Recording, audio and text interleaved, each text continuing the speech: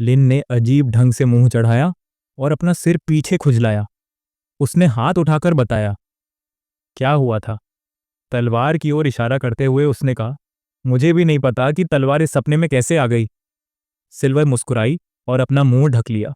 उसने अपने होंठ खोलते हुए कहा, इसमें कोई आश्चर्य की बात नहीं है। उसके पास आते हुए उसने कहा, कैंडेला ने पहले ही अपनी आत्मा के साथ तुमसे शपथ ली है कि वह आपकी तलवार और स्थान होगा। इसीलिए वह हमेशा आपका पीछा करेगा, चाहे वह वास्तविकता में हो या सपनों में। लिन ने भौहें चढ़ाते हुए पूछा, क्या वह राजा को जानती है? सिल्वर ने तलवार की ओर हाथ बढ़ाते हुए कहा, हाँ, वह उसे जानती है।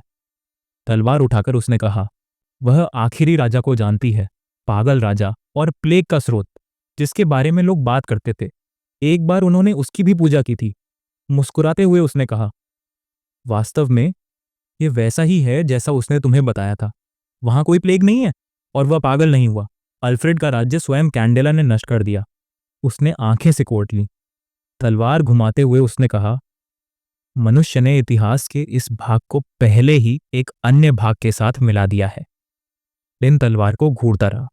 उसे कैंडेला द्वारा खुद को छेदते हुए का दृश्य याद आ गया। वह ईश्वर जिसकी अल्फ्रेड राज्य कभी पूजा करता था, वह सफेद हॉल जो ध्वस्त हो गया था, वह हॉल हुआ करता था जिसमें शाही परिवार देवताओं की पूजा करता था। लिन ने तलवार लिए खड़ी सिल्वर को देखते हुए खुद से पूछा, क्या वह वही भगवान हो सकती है जिसकी अल्फ्रेड कभी पूजा करते थे? लिन ने मुंह खोला और पूछा, क्या सब लोग भ्रमित हैं? सिल्वर ने कोई जवाब नहीं दिया और मुस्कुरा दी। उसके पैर बर्फ पर चल रहे थे।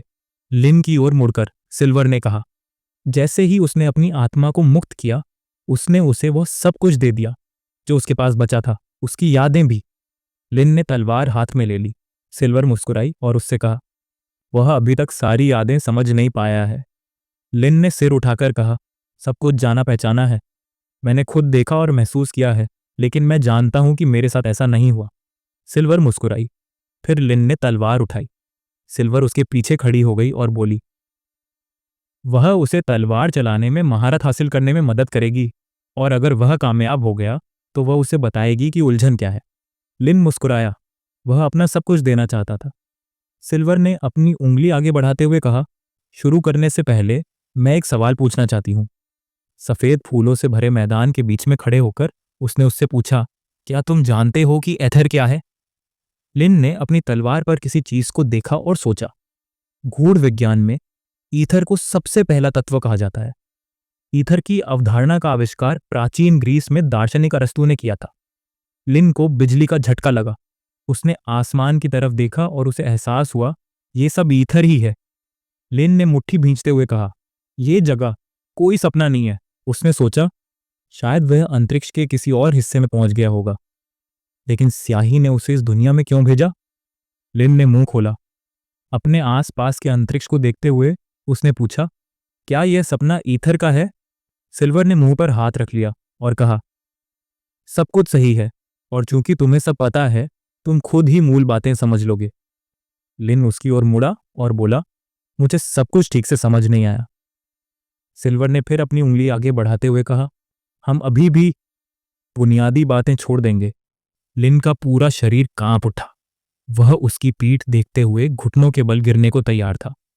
सिल्वर उसकी ओर मुड़ी और बोली, तुम्हारी यादें तुम्हारे लिए उपलब्ध न होने का कारण यह नहीं था कि वे धुंधली और क्षतिग्रस्त हो गई थीं, बल्कि तुम्हारी वर्तमान सुरक्षा का स्तर था। लिन घबराकर मुस्कुराया। सिल्वर ने आंखें सिकोड़कर कहा, आम लोग ऐसी चीजें नहीं कर सकते। उसकी ओर आधा मुड़ी हुई खड़ी होकर उसने कहा, ज्ञान और स्मृति एक निश्चित पूर्व निर्धारित चीज होती है। जब उच्च स्तर वाला निम्न स्तर वाले में प्रवाहित होने लगेगा तो यह बाढ़ जैसा होगा। यदि बांध पर्याप्त मजबूत और सुदृढ़ नहीं है तो वह आसानी से ढह जाएगा। लिन ने सोचा और अपनी ठुड्डी रगड़ी। उसे लगा कि उस स्याही ने यहां मदद की है। सिल्वर ने उसके हाथ पर हाथ रखते हुए कहा, तुम्हें चाबी चाहिए। लिन का रुख ठीक करते हुए उसने उसे कहा, आंखें बंद करो और जमीन पर ध्यान केंद्रित करो। लिन की भौहें थन गईं। उसे एहसास हुआ कि सिल्वर उसे कुछ सिखाना चाहती थी। आंखें बंद करते हुए उसने कहा। मैं कैंडेल की यादों को समझ नहीं पा रहा हूं। एक सख्त कैंडेल की कल्पना करते हुए उसने कहा, एकमात्र उपाय एथर का इस्तेमाल करना है। मुस्कुराते हुए सिल्वर ने उसको शांत रहने को कहा। लिन ने अपनी तलवार थोड़ी नीचे की। अचानक पूरी दुनिया कांप उठी। लिन को बड़ी तेजी से आगे की ओर खींचा गया। शून्य में उड़ते हुए उसने शाप दिया, सिल्वर ने जानबूझकर ऐसा किया है। लिन ने महसूस किया कि कैसे आत्माएं धीरे धीरे किसी रसातल में खींची जा रही हैं। उसका कान फड़क उठा। उसके सामने खाई में दो आंखें खुल गईं। लिन ने अपनी तलवार से उस भ्रम को तोड़ दिया। उसकी आंख चमक उठी। उसकी तलवार ने तुरंत ही भारी मात्रा में माना को सोख लिया। अपनी तलवार उठाकर उसने पूछा, क्या यह एथर है? आंख मारते हुए सिल्वर ने बताया, जब कैंडेला ने तुम्हारे प्रति निष्ठा की शपथ ली थी, तब आत्मा तलवार का हिस्सा बन गई थी। इसका मतलब यह है कि इस तलवार पर मौजूद ईथर तुम्हारे खिलाफ कोई प्रतिरोध नहीं करेगा। यह तुम्हारे लिए उपयोग करने में सबसे आसान होगा, लेकिन यह दृष्टि केवल अस्थायी है। तुम्हें इसे संग्रहित करने के लिए अभी एक स्थान का निर्माण करना होगा। लिन ने सिल्वर की तरफ भौहें चढ़ाकर पूछा, क्या मैं तुम्हें अपने सपनों में देखता हूं? उसने आंखें बंद की और हां में सिर हिला दिया। उसके पास जाकर सिल्वर ने कहा, अब मैं तुम्हें तलवार चलाना सिखाऊंगी। तभी सूट पहने 3 योद्धा दुकान के सामने खड़े हो गए। लीडर, जिसके मुखौटे से भाप निकल रही थी, ने आगे बढ़ने का आदेश दिया। सीन 1 दिन पहले जाता है। सत्य परिषद का यांत्रिक पुनर्जन्म पुनर्निर्माण स्थल, जहां कुछ चैप्टर पहले ही विस्फोट हुआ था। बिल्डिंग मलबे में बदल गई थी। कुछ जेसीबी और हैवी लोड मशीनें मलबा हटा रही थीं। वॉल्टर हाथ में एक नोटबुक लिए हुए नुकसान का जायजा ले रहा था। उसके पीछे खड़ा जॉर्ज बायरन ओवरटाइम से परेशान बड़बड़ा रहा था। टूटे हुए फर्श पर चलते हुए उन्होंने बताया, परियोजना से जुड़ी सभी प्रयोगशालाएं और बेकार पड़े प्रोजेक्ट पूरी तरह नष्ट हो गए हैं। वे टूटे हुए कैप्सूल के पास रुक गए और बोले, इस परियोजना में भारी मात्रा में संसाधन लगे थे। कैप्सूल के टुकड़ों को देखते हुए उन्होंने आह भरी, अब केवल उपलब्धियां ही बची हैं। बूढ़े ने उस आदमी की तरफ देखा और गंभीर स्वर में कहा, इस हमले से मेरी सेहत और भी बिगड़ रही है। परियोजना के ज्यादातर सदस्य पहले इस बेकार परियोजना का विरोध कर रहे थे, लेकिन अब उनकी आवाज और भी जोरदार हो गई थी। सबने फच की तरफ इशारा किया, क्योंकि वह कुछ समय के लिए रिटायर होना चाहता था। मजदूरों के पास से गुजरते हुए वॉल्टर ने कहा, ट्रू सोसाइटी ने अपने संसाधनों को एक ज्यादा व्यावहारिक सज्जन व्यक्ति के विकास पर लगाने का फैसला किया है। तभी चीखें सुनकर वे दोनों रुक गए। पीले सूट वाला आदमी किसी को पकड़े हुए उसे डांट रहा था। वह उछलकर मुस्कुराया। क्या वह उसे सिर्फ और इसी बात पर सजा देना चाहता था? उसका शरीर गुस्से से कांप उठा। यह देखकर लड़की ने उसका हाथ पकड़ लिया और माफी मांगते हुए कहा, मेरे दावे बेमानी थे।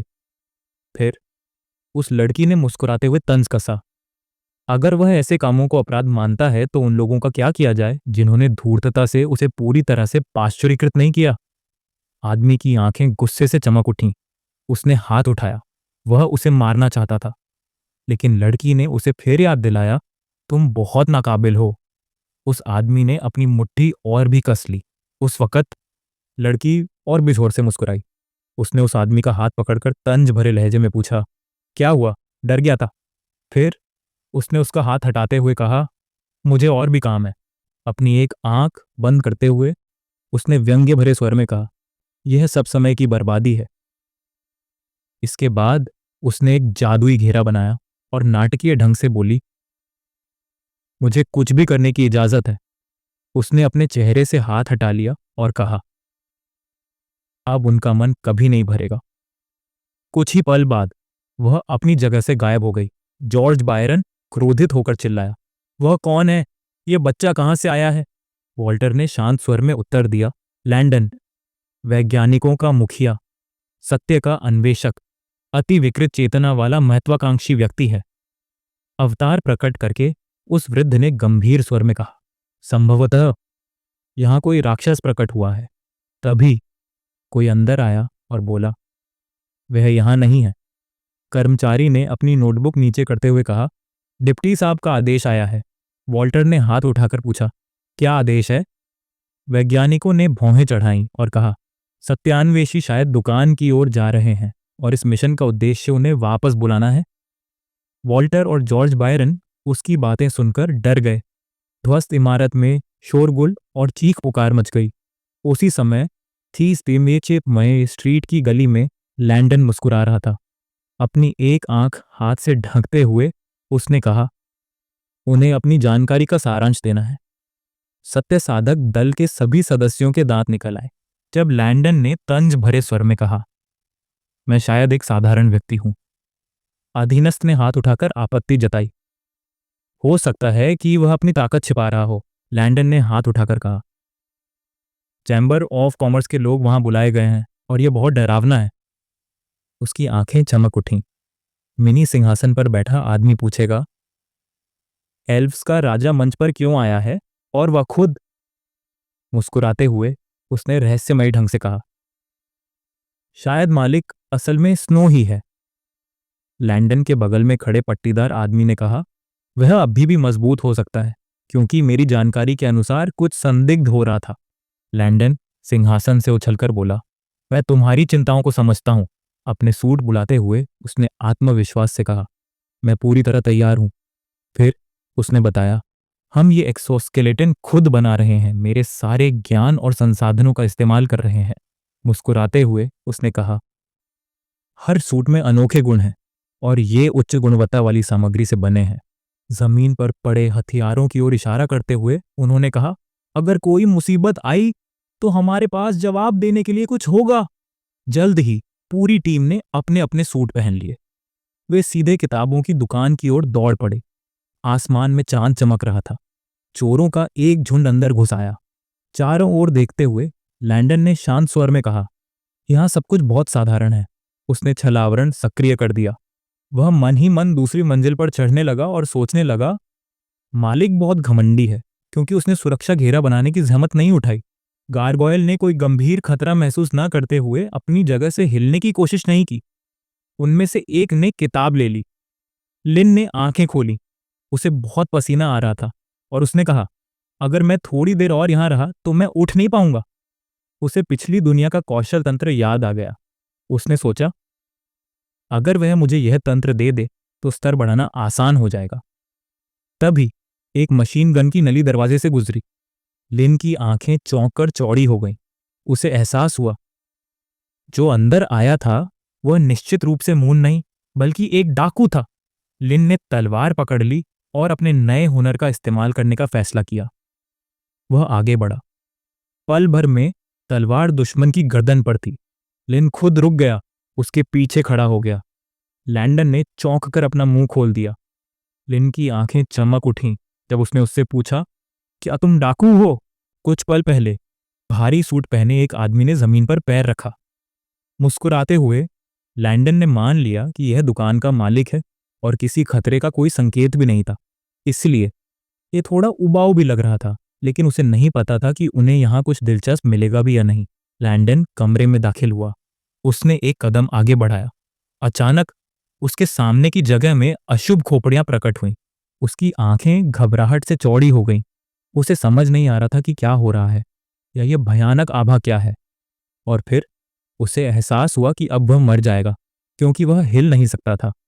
उसने तुरंत भागने का फैसला किया। लैंडन ने अपना सिर पीछे घुमाया। लिन उसके पीछे प्रकट हुआ और पूछा, क्या यह चोरी के इरादे से रात में हुई सेंधमारी है? लैंडन की आंखें डर से चौड़ी हो गईं, यह सोचकर कि ज्ञान चुराना डकैती नहीं है। उसके चेहरे पर पसीने की बूंदें उभर आईं। लैंडन ने मन ही मन आक्रोश से कहा, यह क्या हो रहा है? लिन ने अजनबी की गर्दन पर ब्लेड रख दिया। उसे एहसास हुआ कि किताबों की दुकान का मालिक जानता था कि वे क्यों आए हैं और शुरू से ही सब कुछ जानता था। सबसे घिनौनी बात यह है कि उंगली उठाना भी असंभव है, इसलिए इस लड़ाई का नतीजा शुरू से ही तय था। लैंडन ने असमंजस में मुंह खोला, यह सोचकर कि पुस्तकालय का मालिक न केवल उनके आगमन के लिए तैयार था, और फिर उसने खुद से कहा, मैं कल्पना भी नहीं कर सकता था कि वह भारी आभा किसकी थी। कमरे में एक जादुई धुंध छा गई। लैंडन को एहसास हुआ कि उसकी गर्दन पर इतनी आसानी से तानी गई तलवार से साफ जाहिर हो रहा था कि वह किसी भी पल अपना सिर गंवा सकता है। लेकिन उसे समझ नहीं आ रहा था कि क्या सब कुछ वाकई किताबों की दुकान के मालिक की योजना के मुताबिक हो रहा है। लिन ने आंखें बंद कर ली और चुप रहा। अचानक लिन ने अपनी पलकें खोली और महसूस किया कि वह आखिरकार पूरी तरह से जाग गया है। अपनी आंख खुजलाते हुए लिन ने सोचा, कैसे मैंने नींद में तलवार पकड़ ली थी और मेरा शरीर सिर्फ रिफ्लेक्स के आधार पर हिल गया था।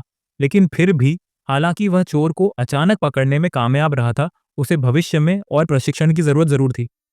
लिन ने अपने होठों के कोने नीचे कर लिए, यह इशारा करते हुए कि उसने डाकू को सचमुच डरा दिया था। लेकिन अगर वह कुछ न भी कर पाया हो तो भी उसे सजा मिलनी चाहिए। चोर के धातु के सूट को देखकर लिन ने सोचा कि उसके पास एक अनोखा स्टील का तंत्र है जिसे बदसूरत नहीं कहा जा सकता, लेकिन वह साफ और स्पष्ट रेखाएं पसंद करता है। फिर उसने देखा कि उपकरण काफी सादा लग रहा था और यहां तक कि तार भी बाहर निकले हुए थे, जो जादू और तकनीक के मिश्रण जैसा लग रहा था। इसलिए एक साधारण चोर के लिए यह कोई बुरी तैयारी नहीं थी। एक मशीन गन दिखाई दी। लिन ने फैसला किया कि समस्या सूट की नहीं बल्कि हथियार की थी। अपने बिस्तर के बगल में बैठे डाकू की कल्पना करते हुए लिन ने सोचा, उसने न केवल घर में घुसने की बल्कि मशीन गन लेकर मेरे बेडरूम में घुसने की भी हिम्मत की है। और फिर मन ही मन पूछा, कम से कम एक कारण तो बताओ कि यह एक सुनियोजित हत्या क्यों न लगे। लेकिन चोर बहुत घमंडी था। लिन का शरीर लाल जादुई धाराओं में लिपटा हुआ था। उसने फैसला किया कि यह सब सिर्फ आत्मरक्षा थी, क्योंकि उसके जैसा दयालु व्यक्ति किसी को नुकसान नहीं पहुंचा सकता था। लेकिन उसके सामने वाला व्यक्ति शायद निर्दयी और क्रूर था। फिर उसने सोचा, मुझे अपने काम को और गंभीरता से लेना चाहिए। लिन ने मुंह सिकोड़ते हुए पूछा, क्या चोर के साथी पहली मंजिल पर हैं? लिन ने बताया, मुझे शुरू से ही नीचे हलचल महसूस हो रही थी। और उसने स्पष्ट किया, क्या चोर को लगा होगा कि इस पर किसी का ध्यान नहीं जाएगा?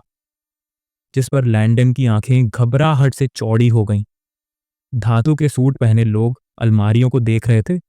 लिन ने बताया, दुकान में दाखिल होते ही उनकी हर गतिविधि मेरे नियंत्रण में थी। सत्यान्वेषियों की एक सदस्य शेल्फ पर एक किताब रख रही थी। लिन ने पूछा, क्या चोर सोच सकता है कि उसके साथियों का क्या हश्र होगा? अचानक मूंद, जिस बिस्तर पर सो रही थी, उस पर एक पाठ्य पुस्तक गिरने लगी।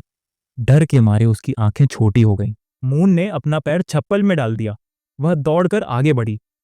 कमरे का दरवाजा खुला था और अंदर से जोरदार चीख सुनाई दी। लिन ने शैतानी मुस्कान के साथ सोचा, जैसा मैंने सोचा था, नीचे वालों की चिंता करने की कोई जरूरत नहीं है। और हालांकि उसने प्रायोगिक शरीर को काम करते नहीं देखा था, उसने अपने नंगे हाथों से कीलें ठोंकी थीं और बड़े बड़े फर्नीचर उठाए थे। इसलिए वह उनसे जरूर निपट लेगी। लिन के दांत काले पड़ गए। उसने पूछा, क्या चोर मेरी स्थिति को समझ रहा है? और फिर उसे अपना हथियार नीचे करने को कहा। लैंडन घुटनों के बल बैठ गया और चुप रहा। उसने मशीन गन नीचे करनी शुरू कर दी। लिन ने दांत पीस लिए। कुछ ही देर बाद क्रोधित लिन ने एक वार किया। हमले ने लुटेरे की बंदूक को काट दिया। लैंडन ने जो देखा, उससे उसकी आंखें डर से चौड़ी हो गईं। उसकी आंखों में आंसू आ गए और वह समझ नहीं पाया कि यह क्या है। फिच ने अपनी मुट्ठी पीठ के पीछे दबाई और कहा, यह एक नया प्रोजेक्ट है जो अभी चल रहा है, यानी श्वेत जादूगरों के रूनों और तकनीक की उपलब्धियों का एकीकरण। और इसके बाद उसने देखा, यह तकनीक अभी भी अस्थिर है। अगर लापरवाही से इस्तेमाल किया जाए तो यह आपके हाथों में फट सकती है। कागजों पर लाल क्रॉस लगा था। मुखबिर ने बताया, जब तक हम प्रभावशीलता और सुरक्षा का पता नहीं लगा लेते, तब तक अन्य सभी शोध और परीक्षण प्रतिबंधित हैं। और फिर आगे कहा, इस बीच हम अन्य परियोजनाओं के लिए धन के लिए आवेदन करेंगे। वे ध्यान देने योग्य हैं, इसीलिए मैं हमारे पुराने प्रायोजकों से संपर्क करने की कोशिश करूंगा। दस्तावेज दीवार पर पिन से लगे हुए थे। लैंडन उड़ती चिंगारियों से बचने के लिए अपना चेहरा मास्क से ढक रहा था। सुरक्षा हटाने के बाद उसने राहत की सांस ली और कहा, सब कुछ तैयार है। अपनी हथेली से माथा पोंछते हुए उसने बताया, मुझे अपनी मौसी के संपर्कों और अपने पैसों से सामान खरीदना पड़ा। हालांकि यह तस्करी की श्रेणी में आता है, लेकिन रून्स और तकनीक का संयुक्त एकीकरण पूरा हो गया था। जिसके बाद उसने कहा, अब मुझे इस चमत्कार को सूट के साथ मिलाना होगा, भले ही इसके लिए मेरी सारी जमा पूंजी खर्च हो जाए। लेकिन वह परिणाम देखने के लिए बेताब था। लैंडन की आंखें खुशी से चौड़ी हो गईं। उसने हाथ बढ़ाकर कहा, मैं इसका बड़े पैमाने पर उत्पादन करूंगा और मेरा गुड़ फलेगा फूलेगा। तो जैसी की उम्मीद थी, उसकी योजना शानदार रही। हथियार उसकी उंगलियों से गिर गया।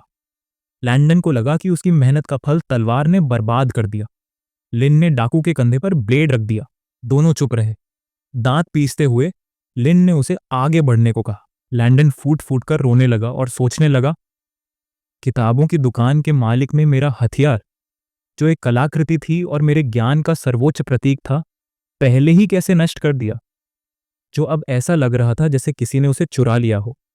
उसे समझ नहीं आ रहा था कि क्या यह बहुत क्रूर था और कोई इंसान ऐसा कैसे कर सकता है, जबकि वह उसे आसानी से मार भी सकता था। लैंडन ने अपनी उंगलियां मशीन गन की ओर बढ़ा दी। अपना हाथ एक तरफ रखते हुए उसने फैसला किया, सौभाग्य से कवच अभी भी मेरे पास है। यह एक उत्कृष्ट कृति थी जिसे बड़ी मुश्किल से बनाया गया था, और यह केवल एक ऐसा हथियार था जिसे वह खोने का जोखिम उठा सकता था। अचानक लैंडन की पुतलियां घबराहट से चौड़ी हो गईं। स्टील का सूट छोटे छोटे टुकड़ों में बिखर गया। लैंडन ने निराशा से अपनी भौहें उठाईं और कुछ नहीं बोला। उसको याद आया कि उसने चिंगारियों से बचने के लिए अपने चेहरे पर एक मुखौटा पकड़ा हुआ था। फिर अपने औजार उठाए और अपनी उत्कृष्ट कृति बनाने के बाद खुलकर मुस्कुराया था। डाकू के पीछे खड़े लिन ने कहा, यह बहुत बढ़िया है। अब वह युवक चल फिर सकता है। जमीन पर बैठे लैंडन बुदबुदाया, ये मेरा खजाना है। रस्सियां पकड़ते हुए लिन को समझ नहीं आ रहा था कि उसके प्रतिद्वंद्वी को ऐसा क्यों लग रहा है जैसे उसके साथ कुछ भयानक हुआ हो। उसने तय किया कि उसे तब तक बांधे रखना चाहिए जब तक वह विरोध न करे। कुछ ही देर बाद लैंडन के हाथ रस्सियों से बंध गए। लैंडन दीवार से सट गया। लिन को लगा कि अब वह उसका चेहरा देख सकता है, और वह उम्मीद से कहीं ज्यादा जवान लग रहा था। किशोर भी 18 साल से ज्यादा का नहीं लग रहा था। उसका चेहरा ऐसा लग रहा था जैसे वह अभी अभी प्रवेश परीक्षा में फेल हुआ हो, और उसके कपड़ों से पता चल रहा था कि वह घमंडी कुलीन वर्ग के परिवार से है, जो अभद्र भाषा का इस्तेमाल करना पसंद करते हैं। आंखें सिकोड़ते हुए लिन ने मन ही मन कहा, मैं आमतौर पर ऐसे लोगों को संकीर्ण सोच वाला कहता हूं, और यह शब्द अब युवा पीढ़ी के बीच बहुत लोकप्रिय है। वह खुद भी हमेशा सभी रुझानों से अपडेट रहता है। जिसके बाद उसने कहा, दरअसल वह मुझसे 3 साल पीछे था। अपनी चप्पलों के साथ सीढ़ियों पर कदम रखते हुए लिन ने पूछा, क्या युवाओं को कानून तोड़ना पसंद है? लैंडन को अपने पीछे ले जाकर उसने पूछा, क्या उन्हें लगता है कि चोरी का माल उनका हक है? और फिर कहा, यह इतना गलत नजरिया है कि वे असल जिंदगी को कभी नहीं समझ पाएंगे। जबकि वह सोच रहा था कि उसे नैतिकता की लत है।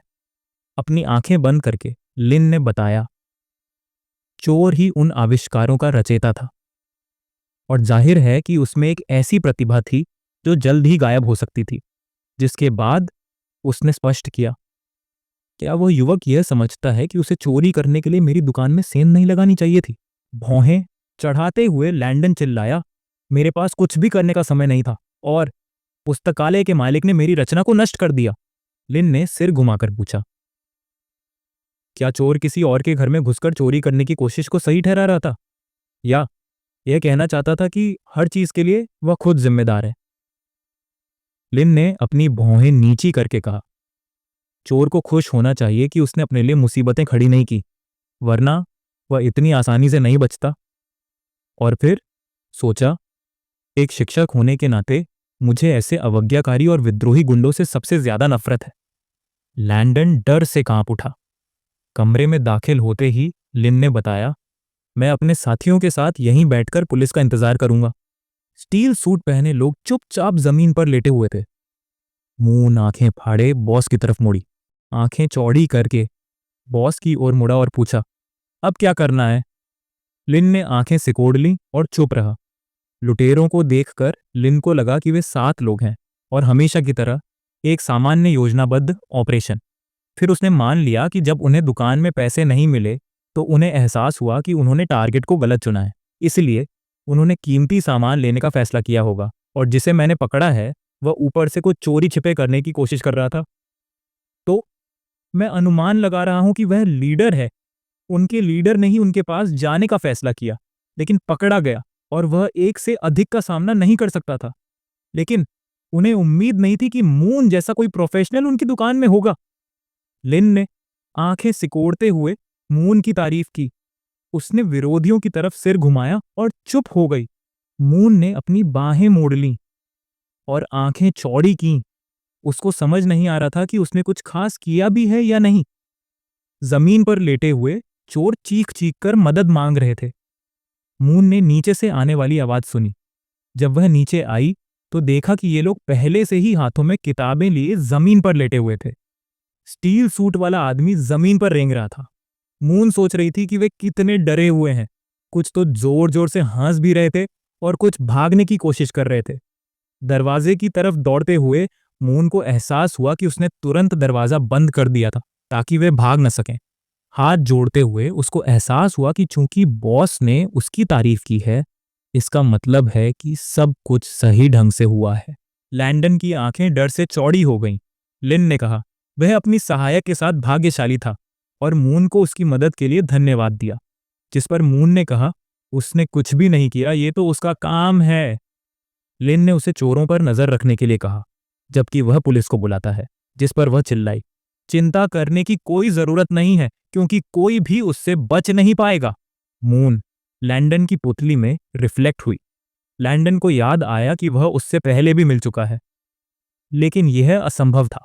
प्रायोगिक शरीर फ्लास्क में दिखाई दे रहा था। उसने सोचा, हालांकि वह आइडल परियोजना में भाग नहीं ले सकता था, पर उसने मूल्यांकन के लिए कुछ समय के लिए उस प्रयोगशाला में काम किया था और वे सभी कृत्रिम रूप से बनाए गए लोग उसकी स्मृति में स्पष्ट रूप से अंकित थे, विशेष रूप से सैंपल 277। लैंडन ने अपना सिर ऊपर उठाया और याद किया कि मैकेनिक्स सोसाइटी पर हमला हुआ था और उस अफरा तफरी में कई सैंपल गायब हो गए थे। इसलिए उसने कभी सोचा भी नहीं था कि उनमें से एक इस स्टोर में होगा। और अगर यह संयोग नहीं था तो स्टोर मालिक बहुत पहले से योजना बना रहा था और उसका निशाना ट्रुथ सोसाइटी हो सकता है। फोन हाथ में लिए लिन ने सोचा कि संयोग से उसका एक परिचित एक सक्रिय पुलिस अधिकारी था और यह इस बात का एक अच्छा उदाहरण था कि संपर्क होना इतना जरूरी क्यों है। अपना सिर एक तरफ घुमाते हुए लिन ने स्पष्ट किया कि जमीन पर पड़े उन लोगों का क्या हुआ था। मून ने तय किया कि उनके रूप रंग को देखकर लगता है कि वे ट्रू सोसाइटी से हैं और वे सीधे पुस्तक अलमारियों की ओर गए, इसलिए उन्हें पता होना चाहिए। फिर नजरें फेर लीं और कहा, वे नॉलेज चुराने आए हैं, और मान लिया कि उनकी जान को कोई खतरा नहीं है। लिन ने मुंह थोड़ा सा खोलते हुए उससे फिर पूछा और स्पष्ट किया, शायद वे किताबें चुराना चाहते थे। और फिर सोचा कि क्या ये लोग कहानी के मुख्य पात्र जैसे हैं जिसमें उसे चोरी करते हुए पकड़ा गया था और उसके पैर तोड़ दिए गए थे। लैंडन गुस्से से भौहें चढ़ा रहा था। मुंह खोले, वे लोग चिल्लाए, ये जब्ती है, चोरी नहीं। और यही उनके ट्रू सोसाइटी का सिद्धांत है और इसे ऐसा नहीं कहा जा सकता। अचानक उसको जोर से धक्का लगा। उसके मुंह के कोने नीचे हो गए। लिन ने पूछा, लैंडन और क्या दिलचस्प बात कहेगा? जिस पर वह चुप रहा। लिन ने भौहें चढ़ाईं और ट्रू सोसाइटी के बारे में सोचने लगा। लिन फोन हाथ में पकड़े हुए था। तभी अचानक एक तेज बीप की आवाज सुनाई दी।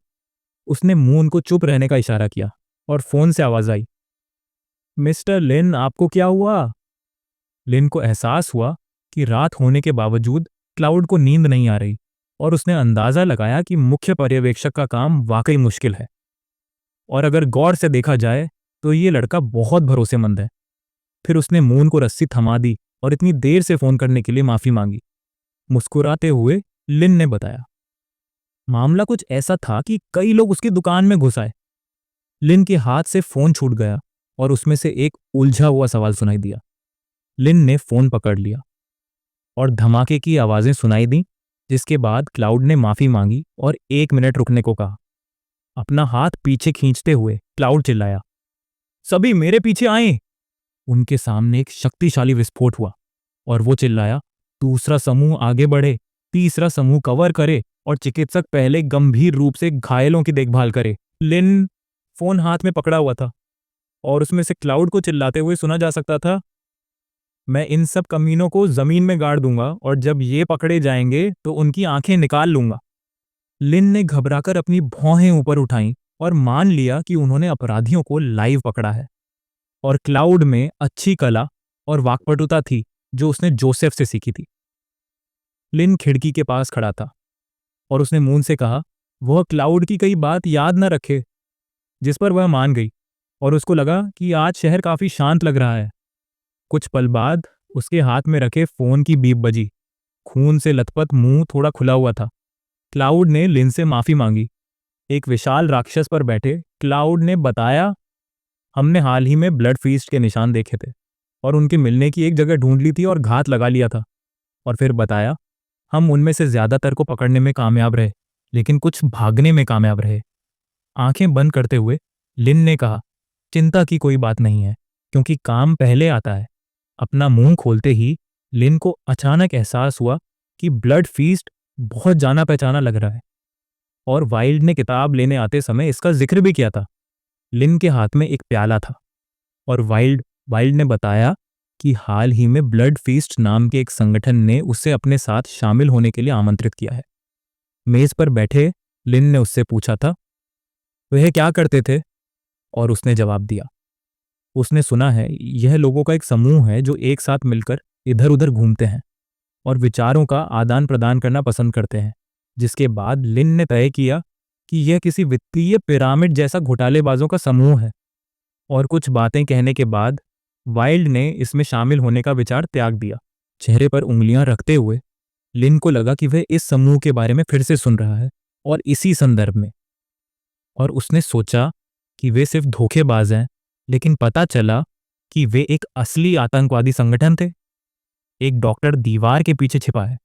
अपने फोन को देखते हुए लिन आतंकवादियों और पुलिस के बीच हुई झड़प के बारे में सोच रहा था और फोन के जरिए भी यह साफ था कि लड़ाई आसान नहीं थी। इसलिए यह अच्छा था कि वह वाइल्ड को समझाने में कामयाब रहा। मुस्कुराते हुए क्लाउड ने कहा, कोई बात नहीं। फोन पर एक सवाल आया, उनके साथ क्या हुआ? जिस पर लिन ने असमंजस में मुंह खोला और जवाब दिया, कुछ खास नहीं। जमीन पर पड़े सत्यान्वेषी समूह के सदस्यों को देखते हुए लिन ने बताया, 7 लुटेरों ने खुद को ट्रू सोसाइटी का सदस्य बताया और उसने खुद उन्हें पकड़ा था और सोचा कि उससे इसके बारे में बताना ही बेहतर होगा। क्लाउड ने आंखें फाड़कर लिन से फिर पूछा। ऊपर देखते हुए लिन ने सोचा कि उसने उनके बारे में पहली बार सुना है और फिर हाँ में जवाब दिया। क्लाउड के हाथ में फोन चटकने लगा।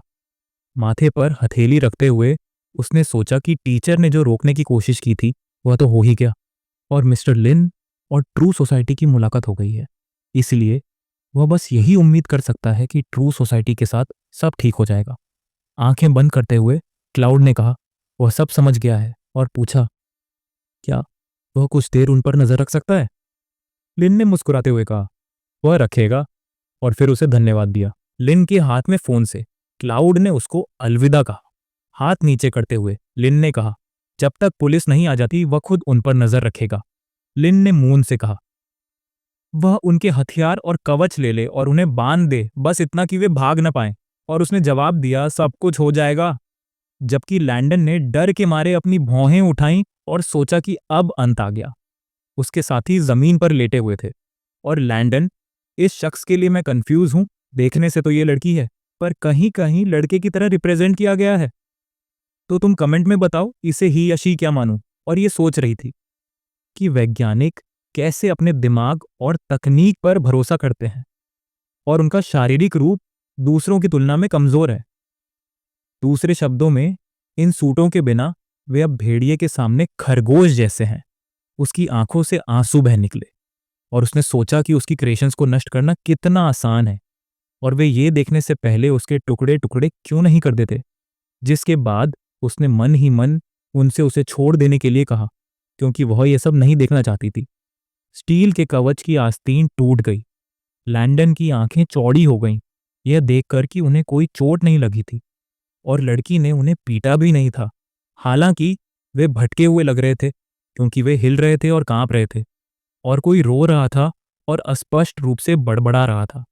उनमें से एक लड़की अपना मुंह चौड़ा किए बेहोश पड़ी थी और लैंडन ने मान लिया कि चोरी की प्रक्रिया ही विफल हो गई है।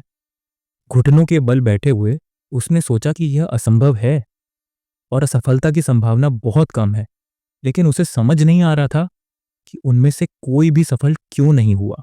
जादुई शक्तियां आपस में गुंथी हुई थीं और लैंडन ने कहा, ईथर रक्त और आत्मा की एक विशेष मुद्रा है जो विकास के दो मार्गों का प्रतिनिधित्व करती है। और अधिक ज्ञान प्राप्त करने के लिए वैज्ञानिक आत्मा के विकास में विशेषज्ञता हासिल करते हैं, इसलिए इसकी शक्ति अक्सर जादूगरों से भी ज्यादा होती है। और एक कहावत है, एक अच्छा वैज्ञानिक जादूगर बन सकता है, लेकिन एक अच्छा जादूगर जरूरी नहीं कि एक अच्छा वैज्ञानिक ही बने।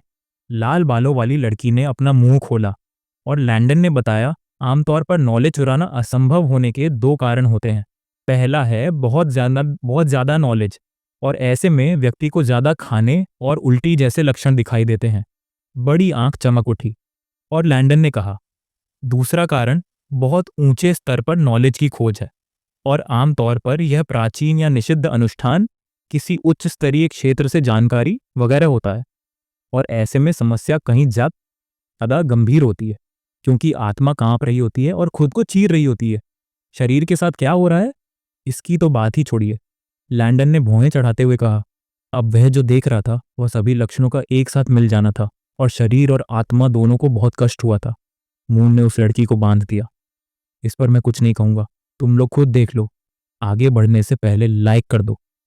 और लैंडन सोच रही थी कि इस दुकान से सिर्फ एक किताब चुराने से वे सब कैसे मेरे मूर्ख बन गए।